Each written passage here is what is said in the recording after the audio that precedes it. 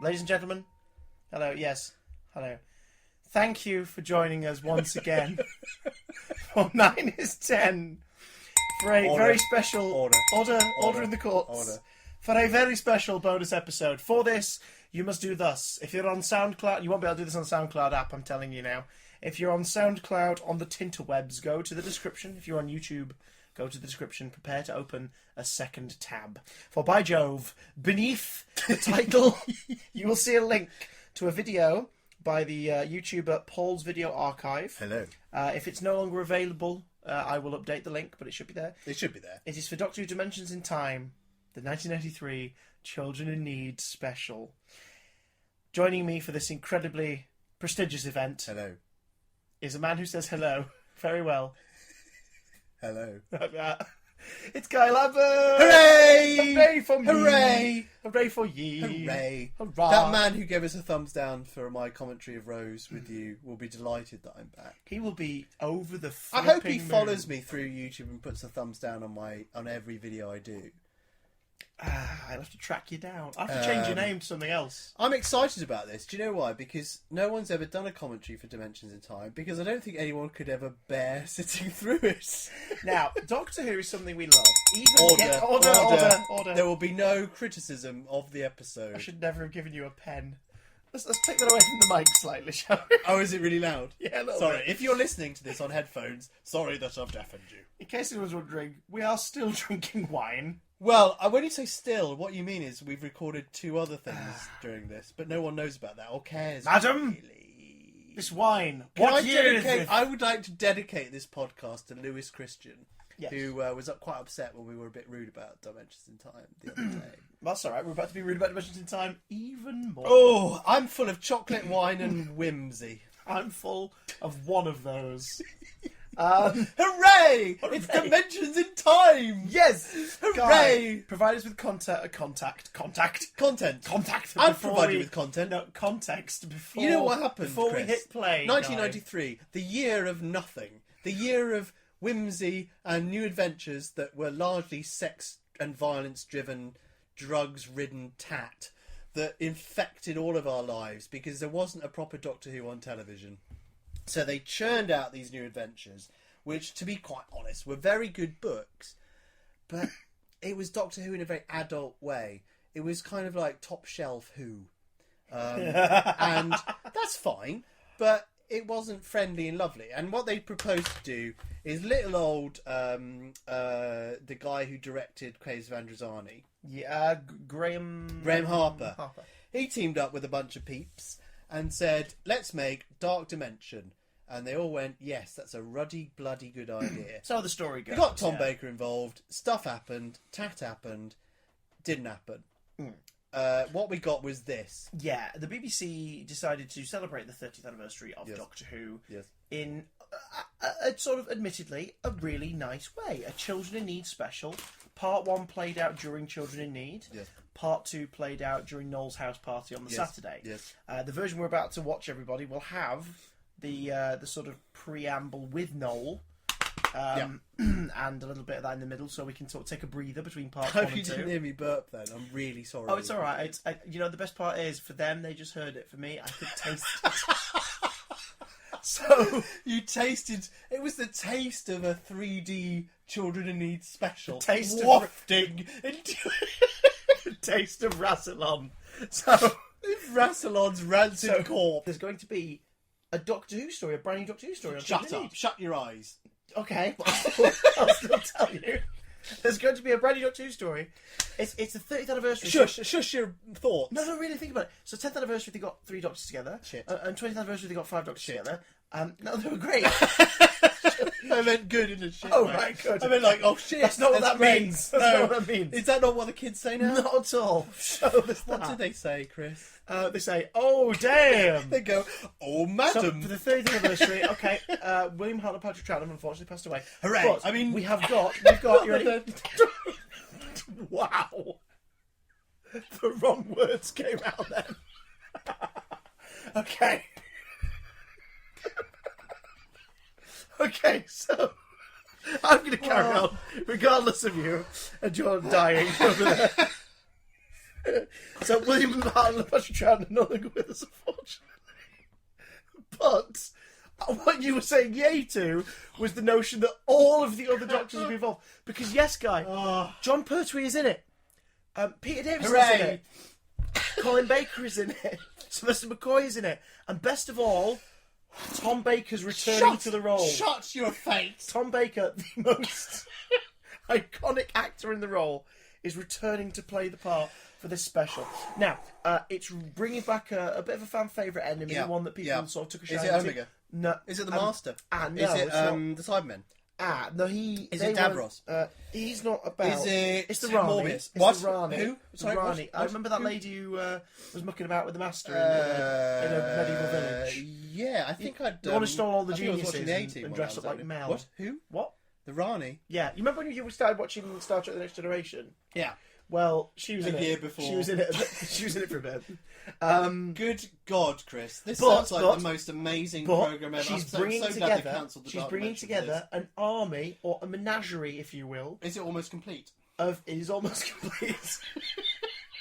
Of the monsters and aliens from throughout the history of Doctor Who. If I don't actually physically throw up, They're from throughout the history of Doctor Who. These monsters, yeah. All your favourites are back. Is the Wirral in it? Yeah. Well, I say from the history. I'll be honest, Guy. Whatever's at Longleat and hasn't rotted is making an appearance. But hey, the best monster of all is in it. Surely it's whatever's at Longleat and has Has not rotted. Oh yeah, but the Doctor's greatest enemies make an appearance, Guy. I can't actually. Can you imagine that? Can you imagine the Cybermen? They're appearing because they are his greatest enemy. Shit me, Chris. That's. What about? Oh my God.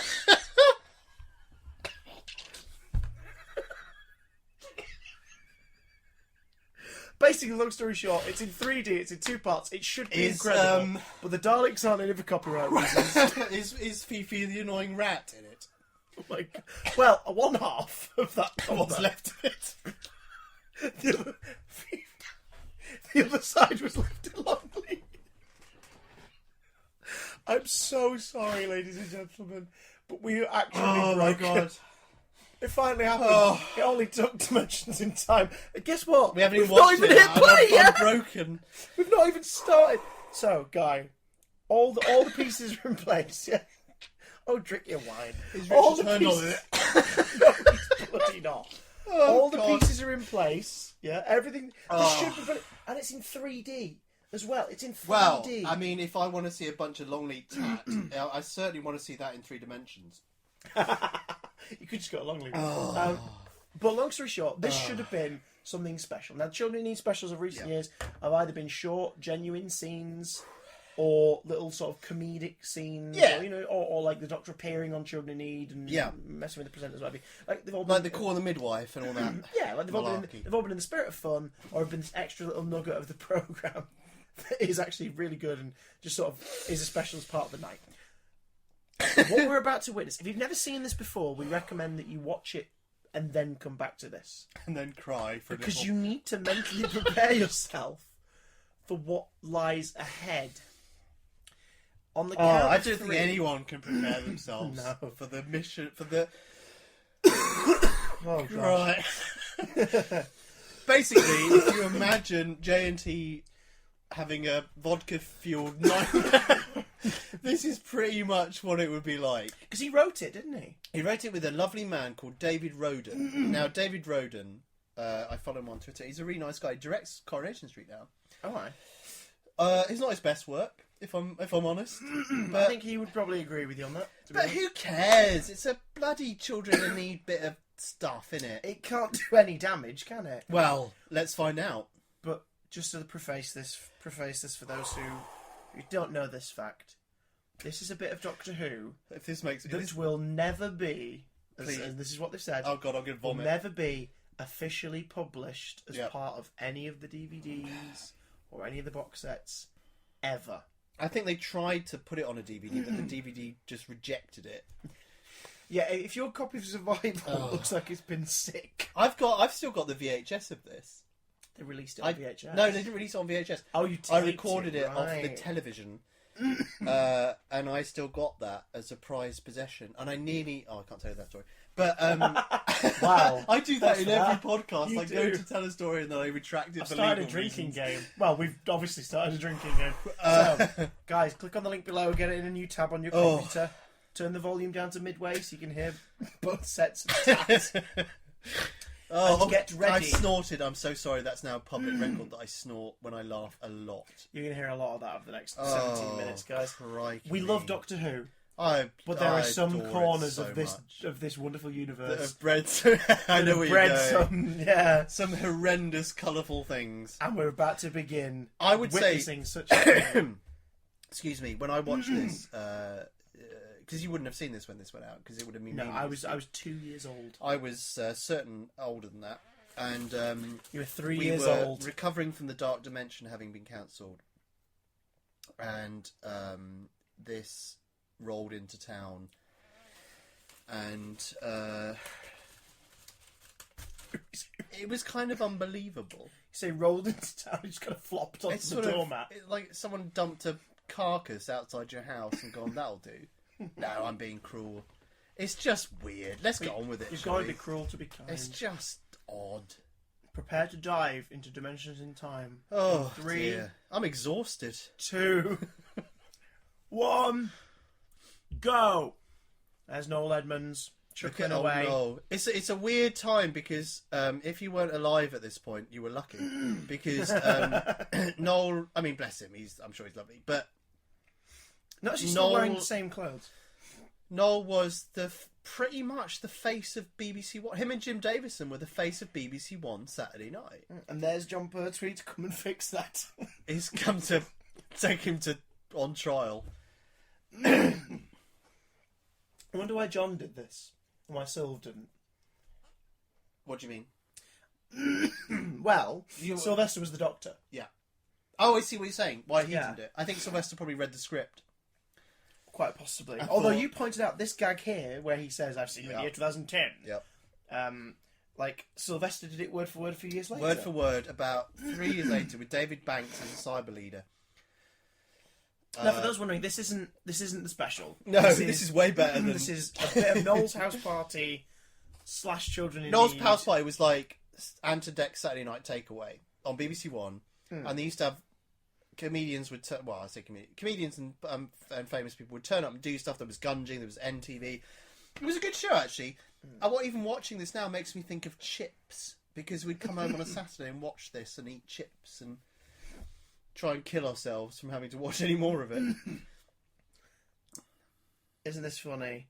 These all came with the Radio Times. Isn't this funny? He just said, like, these are the new 3D specs to think. Well, another attempt to make 3D, here we go. Prepare yourselves, ladies and gentlemen. Here it is. They gather around their tiny set. Now, model shot, not quite the glory of the Trial of a Time Lord opening Trial shot. of a My gherkins second in a glass. jar. Now, can we just point out how horrific this must have been in 3D? To see the floating Oh, I wax remember heads. it well, watching it and going, I think I'm having an out-of-body experience. But Samuel West there, Timothy West's son, he was a lifelong Doctor Who fan and wanted to be in it, and they gave him this old nonsense. I'm sorry, but I know. why does showing their floating wax heads Can you put it in, they're trapped? That's it. Make it bigger for us. Yeah, make it bigger so I can perceive it. It's a horrible, confusing title sequence of kind of What's with the that 90s? Pet Shop here's Boys. some electronic. Listen to that voice. Tom Baker. Trapped in a Windows 95 screensaver. Yes. It's a funny old thing, isn't it? This is the last time he'll ever play the Doctor on television. Yeah. Well, this version of the Doctor. Yeah. Maybe this is the curator. Maybe this isn't the Fourth Doctor. He's kind of obviously reading it off a card, isn't he? Yeah. Now he did this because he agreed to do anything else because he regrets not doing the Five Doctors. I think he regrets this more. Is that why he wanted to? I think everyone regrets it more. He out the back of the Five Doctors, maybe Does not he at the time, literally say, I'm doing this because I didn't do the other thing, which was much better? Later, he said he regretted not doing it. Yeah, but did he do this because of that, or did Yeah. he do it because someone threw money at him? Oh, there was children. It was charity, so there would have been no fee. Yeah. Give him a bottle of whiskey. Oh, good luck, my dears, and that's it. Didn't even give him a wig. That's what interests me. Like, if they'd have just given him a wig, that's you could have Andrew maybe... Beach, who used to run the Doctor Who Appreciation Society. with that hairstyle. No, not him. The guy in the Oh, the Gallifreyan Time jobby. Lord. Gotcha. It's good to see that the time. Now, there's a. This disproves the talk that the TARDIS sect was destroyed in 1989. That's actually been proven untrue because look, it's all there. I'm going to get on to Clayton Hickman and correct him about that. You're going to ring him up right now. I'm furious. I'm not really. It's not bad though. That model's, this is weird. This is all odd now. This is really It's sort of strange. okay up to this point, is it? It's kind of going, yeah, all right. The current Doctor, that makes sense. But it's still kind of sad because it's like, oh look, there they are. I've not seen them for 4 years. Isn't it great to see them again? Hang on, they're now not going to be seen together on screen until the very end of this. In fact, Sylve only appears at the beginning and the end, doesn't he? 1970. This is 1973. Take note. Is it 1973? Sophie Aldred, my spirit animal. I love Sophie Aldred. I love her. And my hairstyle's slightly different. So's yours, Doctor. I'm quite enjoying it. I know we had a bit of a laugh and took the mick out of it. A bit of a laugh. I nearly threw up. But it's quite, Now, those might be those who are looking at this thinking, hang on, that setting looks awfully There's familiar. Gita. This is EastEnders. Yeah. We are in Albert Square. Welcome And do you to know the what? first ever Doctor Who crossover event. But you know what? It isn't actually that different now, EastEnders. It doesn't actually look that different. I mean, it's obviously not got John Pertwee in it, but... But also, can we just point out, so the Doctor's incarnations are shifting and changing as someone roots through his personal time stream. However, why is this the first time he says it? Why are the companions changing? Yeah, that That's never makes sense, explained. does it? But the interesting about Bonnie Langford already establishing the fact that people would turn up to film this and they wouldn't bother putting them in any costume that actually worn during the show. It was literally like, if Pertwee hadn't turned up in his costume, they probably wouldn't have bothered. She never wore anything like that. I mean, I actually prefer it like this. Oh, here's your line. You like this, don't you? Here we go. Here we go. Madam, what year is this? No, it bloody isn't. 13. When actually both those characters are dead, although not Kathy Beale anymore. Oh, God. I Crazy kids in your soap operas. I maintain the fact that this is a better EastEnders episode than it is a Doctor Who episode. Now, that was here we go. weird. It was Susan's back. Who are Susan these is two back and people Colin's behind there? Do you leering think at they're John Nathan Turner's mates? Those two? him. Quite possibly. And that guy with the long hair, he was quite well known, I think, Was he? as a man. This is weird. Yeah, he was known, that guy with the long She's hair. asking for Ian and Barbara, but it's clearly not the Susan we left. She's older. Why is she shouting? Because she's... Because she's appeared out of nowhere and that man has his arm Look around at her. She's Sharon. terrified. Forget Sharon. Bless Look her, at Sarah poor Jane. Look at futuristic tram. It's weird. She was quite good then, she. Oh, look at them together again. This is the first part of this that makes me go, well, second part after seeing Sylve and Sophie leave the TARDIS, this makes me go, oh, because John is clearly much older than he was, but the Father Christmasiness of his kind of look, you forgive it. He's a lovable old man, isn't he? Colin, you are looking at him going, oh, he does look a bit older. And Sylvester with the hair as well, you're like, well, he looks different. But it's not even that long ago that John's pickled in time. Colin was only the Doctor, like, I don't know, 7 years before. 7 years It wasn't that prior. long But he did look older. He was broader in the yeah, shoulder but and it was face good. and Do you know what? It's good of Colin to come back and do this because he was effectively sacked as Doctor Who. Now, this is interesting. It's weird that... I wonder how last minute they asked him about this, because you think he would have grown his fringe out a little bit. But also... No, I don't think he would have. But or at least kept the hat on. Yeah, that Look at Nissa. Look at what she wears. She doesn't. There's an Also, auton. Have you noticed that there was an auton there? Yeah, I'd never spotted that before. Also, Nissa what's would on never his have worn coat? Oh, Pat Butcher. What's on his coat? That's not celery. No, it looks like it looks like celery, but it's flopped. Oh, Nicola Bryant, who I still have a huge crush on, and I'm unashamed. He's giving it all, though, isn't he, old Davison? Well spotted with the autumn, by the way. I'd never noticed that before. Oh God. It's What the we were 80s. talking about are bits of. I mean, that's out of the Ultimate Adventure. That thing. That's literally a mannequin being wiggled. That was the Ultimate Adventure. That character. What was the Ultimate Adventure for those who don't know? It was the stage play that Colin Baker and John Pertwee both did in about 1989 Yes. as Dragonfire. It doesn't look too bad, actually, that, does it? This is actually better than we gave it credit for in the introduction, where I was quite rude about it. I think part 2. No, there's where it Andrew crumbles. Beach. Yeah, as a time. This Lord, isn't for that some reason. bad. I mean, you imagine it on film, directed better. Peter Davison hasn't aged at this point. No. It's not Longevity. bad, this, you know. So there's your cliffhanger. No direct threat. Now, while it cuts back to Noel and John sort of nattering about stuff, what the hell are we watching? Do you know what? I mean, I almost threw up doing this introduction because I was crying.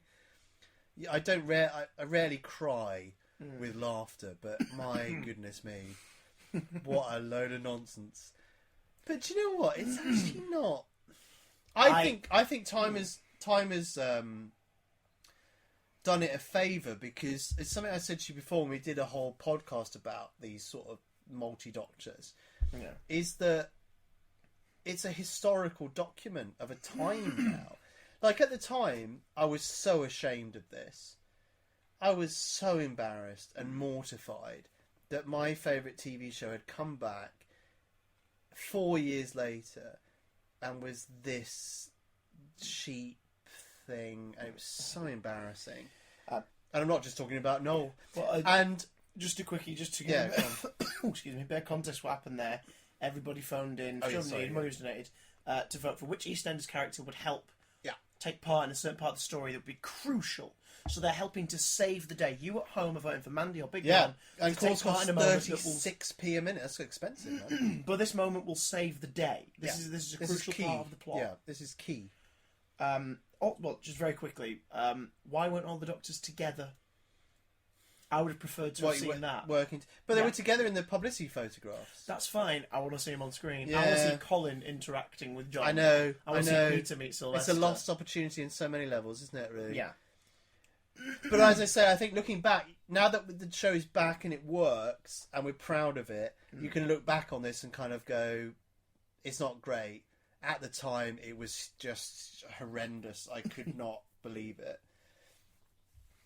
And it was, I mean, can you imagine the fact this show actually came back 3 years later as a American co-production? Which, here's the thing, we may diss the TV movie from time to time. I have a soft spot for it. We may Yeah, diss me it, too, I love it. But it's miles better than what But we're you currently imagine 3 years after this, that came back as a multi-million-pound TV movie. It's unbelievable. Doctor Who is just the weirdest show, isn't it? Yes, It's bloody just well is. mad. So remember, Mandy plays a crucial part. Crucial. She's vital in helping save the day. I would and use save the term Doctor. game changer. Wearing a lot of makeup, isn't he? Well, trying to disguise himself from this. A very long journey, Kate O'Mara there. Very. The Rani who I've never Oh met. snap! I was going to say, yeah. Well, then again, isn't it meant to be the Seventh Doctor and he's cycling through incarnations? Yeah, It's not made clear. One companion's become two. None of this makes sense. There's a Vervoid just wandering around. Just going into the pub. Oh, he did. It keeps saying Madam Caroline John. Lovely She Caroline John. is. She's really good at this. What? No, why is Liz leaping in? She's gonna. I don't know what she's intending to do there. And there's the crucial role. Literally, Mandy walks in, Yeah. moves Liz away from the Oh, Rani. my Yates. Think about that. She doesn't save She just her. does nothing. She just says, "What are you doing?" And actually Walks away. ruins. Have you seen the footage of Big Ron's version? No, I haven't. It's I don't even think I've more ever seen awkward. it. He stumbles in, grabs her, and sort of looks at the Rani like, hang on, don't shoot me, and walks off. It's weird. Oh, we need to find that. But on the plus side, Bessie. And look, there's a helicopter, and he's about to meet. A historical moment is about to occur. That's obviously not John Perwin. Good old prick, you know. Now this is a moment that makes me feel warm because there's the brig and the Sixth Doctor on screen for the first time. Isn't that lovely? That's a lovely moment, isn't it? I mean, in story terms, nonsense. Oh, utter nonsense. Especially because the helicopter's leaving. Yes, leaving the brig. It's just leaving in there. My menagerie is almost complete. Now here's the thing: the menagerie idea is carrying on from Time in the Rani. They're gathering all the geniuses. I don't know. There's Ian Beale very quickly, and now this scene. This is weird, none of this makes any sense. No, but this scene makes no sense at all. No, she's hiding for some reason. Because here are the what's the names? Phil the and Grants. Grant. The Mitchells. Why am I thinking Grant? Because he's Phil and Grant Mitchell. Oh right, that's why. And here we go. A reference there to Dr. Leg. Leg. That's a joke that my friend Phil has made at least 8 times on live television when I've talked about. But you know who Dr. Leg is? Yeah, his character from the show. Yeah. But that'd be like Doctor. Now this is weird. Oh, I love the Mike Reed. She gets dragged in. Look at old Mike Reed. He's thinking, "What that?" But never dragged in. What are we doing? So hang on. So Romana's been stolen. Oh gosh. Oh, bless you, Victoria, Deborah Watling. But here's the problem with bringing back companions from earlier on and pretending that they're meant to be the same character at the same time. It doesn't make sense. This is the weirdest bit, though, isn't it? There's some really weird ADI here as well. ADR. Yeah, coming up. Yeah, I know the bit you mean. But Right, what the hell does that mean? Louise Jameson is in Gwyn and the Dragon. You should look that up. Gwyn and the Dragon. Do look it up. But why is she dressed as an American Indian? But also, Or so that's the companion. That's Romana was stolen by the Rani. Yeah, and then that's the companion that then changes into Leela and is cloned. But Leela's cloned for some reason. What form you when she cloned you? Why did she clone her? She was Romana, Time Lady. Now this is the worst. Yeah. Listen, he's not even. That talking. is the worst ADR I've I'll ever tell you heard. why. Remind me, and I'll tell you why that happened. Okay. Well, the rumor of why it happened. So now, all of a sudden, well, now you've no back idea there, what's going on. But they're back there. K9, no reference, just says something and walks off. But again, There's I'll tell Ace. you why in a minute. I will say this though, I like Sylve with that hair in the. He's great, and look at him with Ace, and it's exciting. And there's that her thing from Silver Nemesis. You know, to be honest, I've not seen this for a long time, but it's actually all right. Colin was left out then. Way. Yeah, that's weird, isn't it? This is not. I don't understand this at all. It doesn't make sense. So there's 2 Time Lords in the menagerie, and apparently the Rani doesn't realise. So, and for imagine some that in 3D reason. Oh, I've seen it. I don't need to imagine it. Oh. Right, hang on.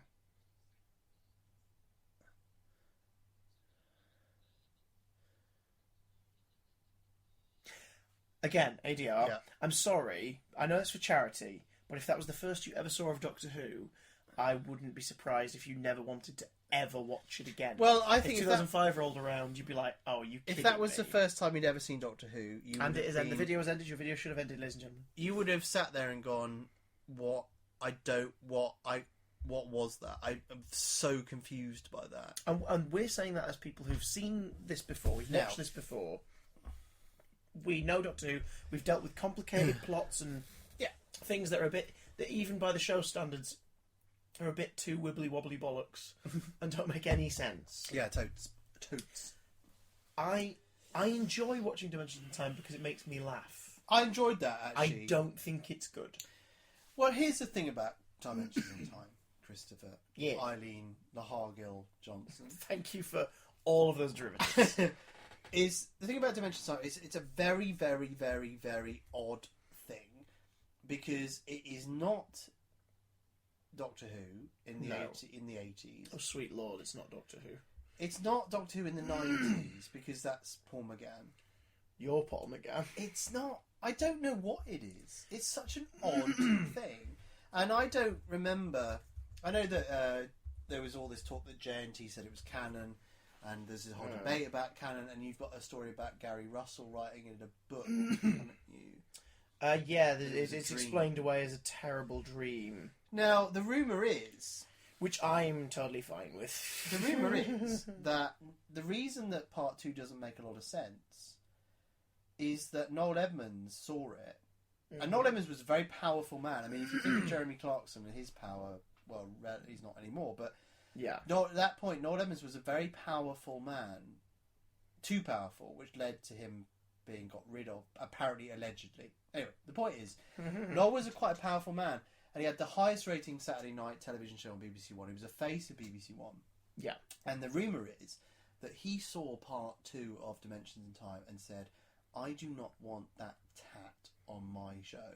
Because it was House Party then, not Children in Need the night before. Yeah. And so apparently, rumour is that they cut it down to make it as short as they could because he couldn't stand it and thought it was rubbish. Interesting. Now, that has... that is I a could believe rumour. that. I could believe There that. is no... I'm not saying that's true. That was the rumour that was doing the rounds. And that's why there's a lot of ADR with McCoy that doesn't make sense. And why there's stuff that really doesn't... But the weird thing is, having said, even if you accept that, even with extra scenes, it wouldn't make sense, really. Because it's so... it gets weirdly complicated at the end, doesn't it? With all this two time brains, and you're like, what does that mean? And it relies on you knowing that Romana, who left in 1981, was a time... It was very confusing. Would you like to hear some trivia about the production? Now, this is... I will cite my source. The source is old Wikipedia. Old Wikipedia! So some of this could be untrue. Sort of the Peter Cushing of fact. Yes. Don't know what that means. I've worn myself out. Original titles for this... It's alright. Go on. Brain's still I've melting. not heard any of this. Original titles for this were The Dimensions of Time and 3 Dimensions of Time, so 3D. That's actually all right. David Roden managed to convince John Nathan Turner not to use either title. An original He held him at gunpoint. Now I'll read you a few silly ones, but then I'll read you an interesting one. Go The Daleks were supposed to appear, but the segment was pulled after a dispute with Terry Nation. Well, imagine if he watched that. Over payments. Yeah. The Daleks said... Well, can I just say, was Terry Nation still alive at this point? Or was it his estate? No, it was him. It was him. The Dalek segment would have seen Peter Davison facing up against them in the street scene in Resurrection of the Daleks. So, like, around the corner from... Now, that's confusing and odd. A little bit, yes. But isn't that interesting? Because it's a charity special. So, dispute over payments... Careful. No, it was. Careful. It was. No, I know what you're about to say. Okay. Say it, and I'll defend you in court. Okay, well, the reason why I'm saying it is because all the actors and crew were working unpaid, which tends to be the norm for a charity project. And this is interesting, we were slagging off before saying that it's so bad that they're not going to put it out. Yeah. But with the only stipulation being it could never be repeated or sold on home video for profit. So if they gave this away as like a freebie with Doctor Who magazine, it'd be fine. Because it's a charity special, and I imagine that's what, because the actors are basically saying, we'll do it unpaid, but you can't make money out of it. You can't make money out of it. Which is fair enough. But what I don't understand is, right, so they put the comic relief one out, the Moffat one that he wrote in 99. Yes. And they put that out, and you can buy it. Yeah, but all the money for the purchase goes to... So why not do the same with Dimensions in Time? Because no one will buy it. They'll be driven mad. Driven mad. But that's absurd. If I was BBC, what's wrong with them? Well, if you're BBC Worldwide and you're sat on a 14-minute piece of nonsense, but the problem is they put it on YouTube. Someone's put it on YouTube. Who's going to? Well, because it's free, and they're not monetising it. Hey, I tell you what, if they put this podcast on it, I'd pay a fortune for this. I'd pay at least 11 pence. Now, here's some. Oh God, here's some weird trivia for you. Again. Allegedly, Anthony Ainley was approached by Jonathan Turner to play the Master in the short story. That would have been good. But he turned it down because he thought he read it and thought, what's Ainley is scraping to the mic. Oh, sorry. Ainley, however, has denied this, insisting that if he were asked, he would have had no hesitation in appearing. Now, we know that Ainley was game to play the Master because he came back in 97? Oh, he came back for that Destiny of the Doctors. Yeah. So, I imagine that's possible. I imagine maybe they just didn't approach him. But the problem is they couldn't have done because the Rani is the villain. Well, that's the thing. I think they would have asked the Master. Like, it would have been the Now, Master. here's a rumour for you. Christopher Johnson of the Johnsons. broadcasting fame. If... Now, the rumour was that Ainley didn't like being in Mark of the Rani because he felt it was taking away from him as the Master. So you believe that maybe the Rani was still the villain and they wanted him to just be one of the baddies, maybe? What I think might have happened... Now, this is all conjecture. We don't know any of this. Yeah. But we can just make it up and guess. I wonder whether Nathan Turner thought, well, I've got the Rani. Yeah. She's a name as well, because Kate O'Mara was doing a Dun Dynasty. If I don't want to approach Ainley because I know he didn't really like the fact the Master played second fiddle to the Rani, so I don't really want to go up to him and go, look, can you do that again? Yeah. I mean, maybe not. Which is fair dues, but either way... I can imagine that. If I produced that, I would have had that thought. Now, Michael Gough was approached to recreate the role of the Celestial Toymaker. Why? I think just as part of the menagerie of villains. Which was almost complete. Yeah. Yeah. But he did turn it down. Did he? He did. Why did he turn it down? Probably because it was many years later. If you've seen Batman Returns, which was like the year before, he looked nothing like he did in the 60s and probably would have felt like an old man in a weird hat. So I can imagine. Do you know what I mean? I feel like that a lot. But do you know what I mean? Like I can see why he was like. I can see why he was like, no, you're yeah, right. And also, it's also he was in Hollywood at that point as well. Like he was doing things like the Tim Burton Batman movies, and he was maybe he was like, it's a bit small fry. This did he do Batman Forever and Batman and Robin? He did. He's the one actor. So he'd already aside from Pat Hingle as Gordon, who appears in all four. So having done Batman and Robin, which was utter tat, that was after this. He probably thought that was after. I can't do two things that are terrible. Maybe. Now here's an interesting one. Yeah. Kate O'Mara was asked if she wanted to reprise her role of the Rani, and she readily agreed. O'Mara was joined by Sam West, who played her sidekick Syrian, named after the original intended actor for the role, Sir Ian McKellen. Shut your head. Whose nickname is Sir Ian.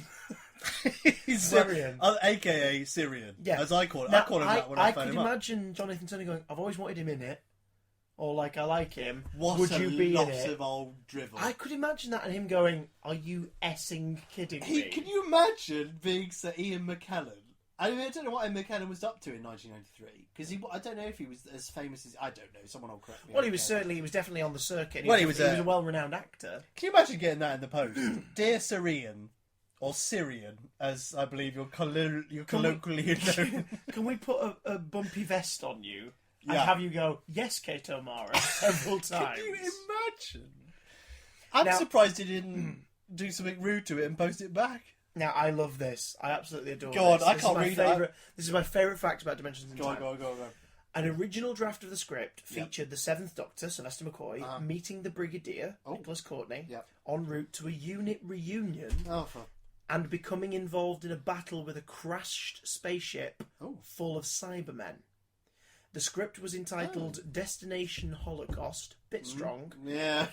And featured... Not at all massively offensive. But at the same time, already I'm like, okay. This is quite good, isn't it? And featured the Seventh Doctor and the Brigadier holed up in a burning church trying to fight off the advancing hordes of damaged Cybermen. What? This original idea, written by David Roden, was vetoed by Nathan Turner. Well, man of quality. Obviously. After it became apparent that Children in Need wished for the story to be a tie-in with EastEnders, so they were going to do a short Doctor Who story, like a little proper story. And Children in Need were like, yeah, but do an EastEnders Doctor Who crossover. That'll be a laugh, won't it? So the intention was, let's do a serious one. That'll be like a really cool little story. Yeah. And Children in Need was, no, it's about having fun. Do EastEnders. Despite loving the original script, Nathan Turner had also had concerns about the cost, which would have included several lengthy night shoots and a much larger special effects budget. I don't think it would have cost that much to do that script if it was just about the Brigadier and the Seventh Doctor warding off zombie Cybermen in a church. They did Silver Nemesis for about 47p. Well, yeah. I would love that. Which I love. I'm joking. In fact, I'm obviously. surprised they've not done that as a as like a short trip or As something. a big finish or whatever. big As an finish. unfinished, unmade. Well, maybe David Roden is a man to kind of tweet about that That'd be politely and amazing. ask him. I'm not suggesting you bombard the man with tweets. He's a busy man, but I will. I would like to make a comment on that. Yes. I refuse. It's made me think. You know what's weird about Dimensions in Time? Well, I mean, what a beginning of a sentence. Do you know what's Good odd luck, about my that? dear. Is that they want it to be an East. What's weird about Dimensions in Time is EastEnders, particularly in part 2, is totally irrelevant. Yeah. To the whole thing. Like you say, that may have. It could have been set anywhere. That may have to do with the editing. It could have been set anywhere. I mean, it has no. Or it could have been. It could have had to do with the fact that Children in Need wanted the EastEnders crossover. Or EastEnders. So when they knew it's a part fun 2, idea. Don't you It's know? a fun idea, but like it shouldn't be played seriously. Now here's perhaps. a question. Ooh, bums. Have I damaged anything? You've knocked the pop Oh shield. God! I've ruined everything. I've destroyed 9 is 10. Guy, we've all watched Dimensions in Time. You've not destroyed anything in comparison. Don't worry about it. I've destroyed many a mind. The thing is about this. Now, here's an interesting little tangent to go on here. While you tell this, I'm going to try and find the Big Ron footage. Yes, please do. And we'll tell you where it is. It's probably in the bin. Compare that. Oh, there it is. Compare that to Call the Midwife. Do you remember the Call the Midwife thing they did where the doctor popped up in that? Yes. Is the Call the Midwife bit only... Do you know... I don't know quite where I'm going with this. But I kind of know where you're going with it, but yeah. is that any better or worse than an East... Well, this I'll be EastEnders honest. thing? That sketch in question, which I think was during Children in Need, or about 2 years it wasn't ago or Comic Relief. It was something. Children in Need. I think. Yeah, Children Need... Children in Definitely Need, Children Need. 2012, I think it was. Yes. I didn't find it particularly funny. No. Mostly because the Doctor mentioned Jedward, and that knocked me sick. But that was I love but that Jedward. was definitely a comedy sketch. Are you just seen Jedward? Yeah. I love Jedward. I've met them. They're terrifying. That was Yeah, obviously but they're quite... that was they're like a Robert Holmes duo on acid. I love them. I think they're the best things in the entire world. Oh wow! I love them. After Not this literally, after but that's this recording's crazy. finished, terrible words are going to be exchanged. I think Jedward are amazing. After Leave your thoughts about Jedward in the comment section below. please don't. Please do. After watching that, I'm the Call touching Me your Midwife knee thing, with my knee. It's at this very point. much God. It's very much a comedy sketch, and the Doctor is just a character. In What the were we sketch. talking about? The Jedward. Call the Midwife. Oh, Call the Midwife. It's the same way as Curse Fatal Death is for Comic Relief 99. It's comedy. It's using the Doctor in a comedy scenario. It's not... put it this way. You watch Dimensions in Time, it's not approached as a comedy. Well, It's an episode of Doctor Who now that you happens brought to be up. set in EastEnders. You've brought up like No, I'll say this projectile from vomit. a performance point of view. As a performer, I look at that Oh, and no don't. one is acting this as though it is a comedy short film. Here's the They're thing. performing it as though it is serious, and they are struggling to make it work. Here is the thing, Tiny Chris with your tiny face and tiny ears, None of those things are tiny. and your tiny chin, That'll do well. and your tiny knowledge, Thanks. Christopher Stop Johnson. slapping your knee. I'm slapping my knee like Dandino or whatever he's called. Dandini. Dandino. God. What a load of a tat. Oh God, we've bookended this with nonsense. Oh God. Yes. I was talking about how no one's approaching it as a comedy. Right, okay, here's the thing. Hush your tiny voice. If you listen to this on headphones, I apologise.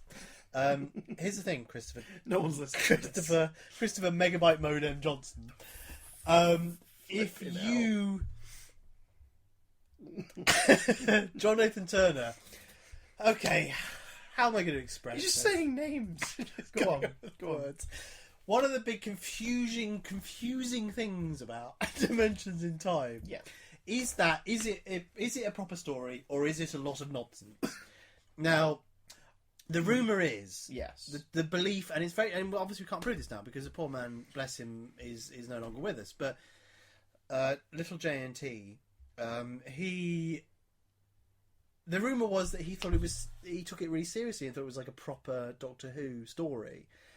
I don't know if he did or not. It's hard to know, and as a consequence, it's very difficult to judge Dimensions in Time, because if John Nathan Turner or someone had come out and said, "Stop smacking the desk," I'm so sorry, I'm making a point in an elaborate way. Smack my knee. It's hard to tell whether or not he was. I think maybe he was until EastEnders was pressed too much, and then he had to sort of interact with the comedy of it. But I think the EastEnders people thought it was a comedy. Bit of fun. Now that, yes. You know, like nowadays, this is what I'm trying to... I'm a bit drunk, so I'm trying to get the point out. Which is why you get the whole, like, I've seen people going, all that nonsense. I think the EastEnders people were told it was a bit of fun for children in need. I think J&T, bless his soul, I think he thought, do you know what? I'm going to give the fans what they want here. The Brigadier, Sixth Doctor stuff is not really something that should... You know, it's not necessary. It's there to make you go, oh, look at I think he wanted to make us all happy. And yeah, like an aunt who's gone in, like an elderly aunt who's gone shopping in Asda and found the Lord of the Rings animated film from about 1994. Oh, it's and earlier gone, than that, but yeah. I'll buy this for my nephew. And the poor old lady. He likes those Hobbit films. He likes the Hobbit films. This has got, and you know, and accidentally buys the terrible gift, and it's quite heartbreaking. I think it's a very similar thing that he's created something that is... What a wonderfully painful yet accurate analogy.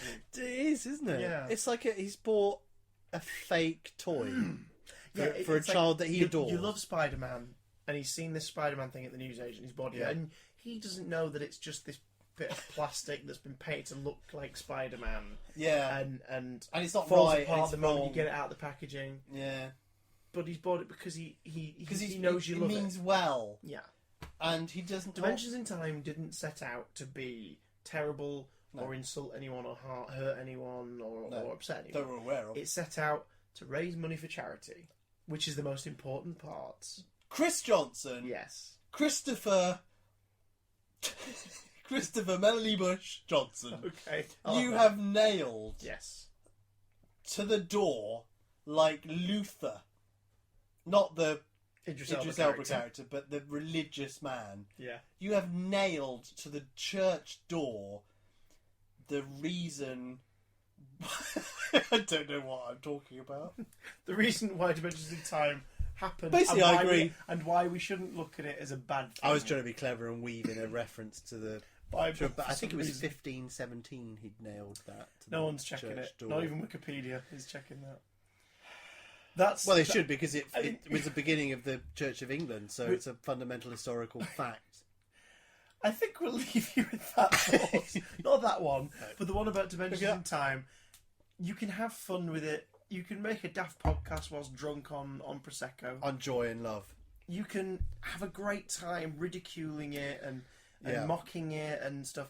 But ultimately, you're still having a really good time. Bloody hell! This is like. Can I just say that like Chris Johnson is currently broadcasting from a pulpit.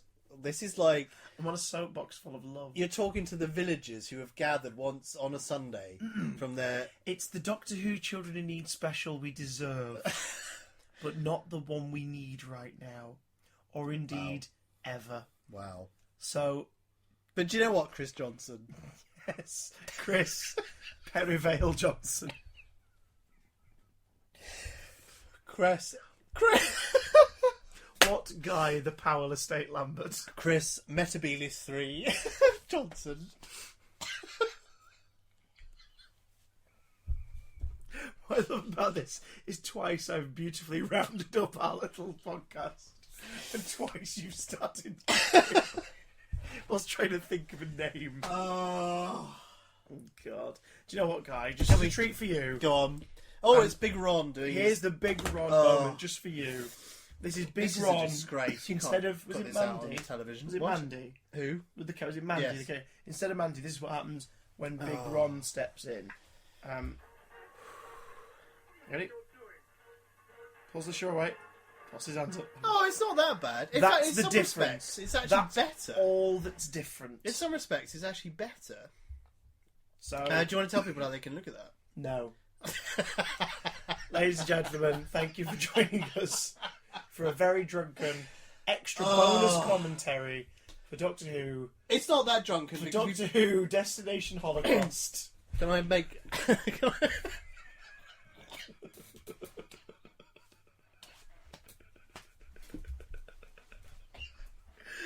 Good night, my dears, wherever you are. We've got to end it better than that. All right, then. That is terribly. Okay. Christopher Big Ron Johnson. We're not drunk. We just had a little bit of fun. Because we both work in children's television, so we can't be drunk. That would be outrageous. We just had a lot of sugar. We're very happy. And we need to go, because if anyone listens to this any further, they'll be driven insane. Goodbye, my dears.